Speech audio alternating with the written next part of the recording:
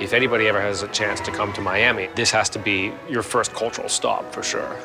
This is the New World Center. This is a building that took many, many years and great vision and defied many odds to actually build. For many, many years, there was discussion about building a hall that would not only support the orchestra, but actually reflect its values. Kind of like the era when Carnegie Hall was built in New York. Suddenly people had this major place to hear music, and what was the impact there? And that was at a time when nobody thought there would be a music hall in that part of Manhattan.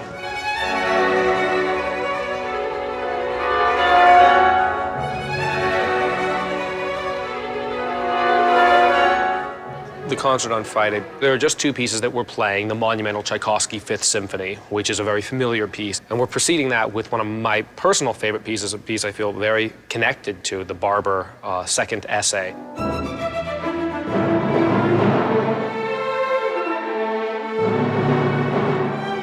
You can see this is the score for the Barber Second Essay.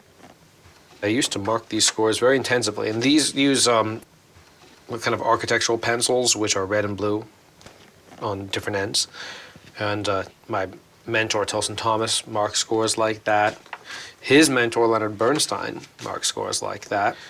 The red lines, in general, either indicate the meter changes. That's where it goes from a pulse like a 1, 2, 3, 1, 2, 3 to a 1, 2, 3, 4, 1, 2, 3, 4, which is one of my most important jobs, to help the orchestra to know where all those points line up, where the 1 is.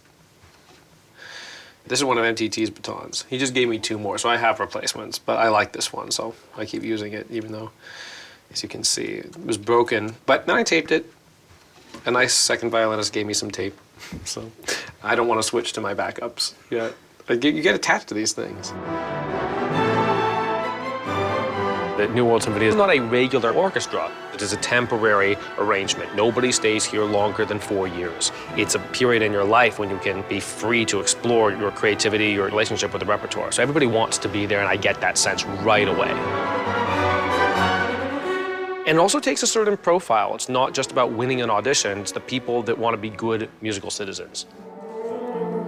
When I go to other orchestras, usually I'm drawing on the memory of how they interacted with standard repertoire pieces like the Tchaikovsky Fifth Symphony. Whereas here, you have individuals who will all know the music because they come very prepared, and they maybe played it at school, but they won't have played it here, so there's not an institutional memory.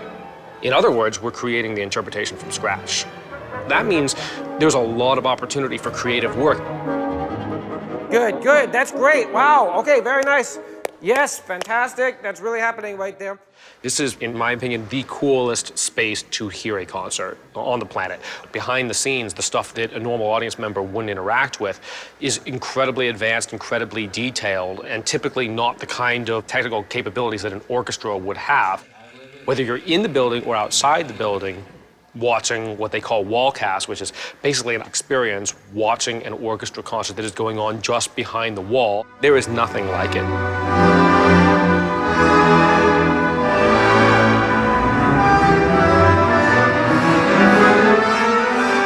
The purpose of the sound system is to recreate a space. And so the bulk of the sound comes from the front of the park. The ambience, which is what people hear as far as the hall, comes from what we call the ballet bars, because they look like ballet bars. When the bass drum hits for the Barber, it's something that you not only hear, but you feel in your chest.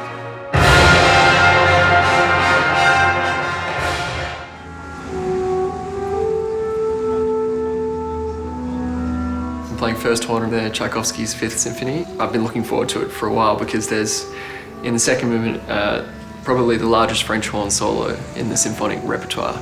It's really nice to actually play with the orchestra and just get to enjoy it and perform it.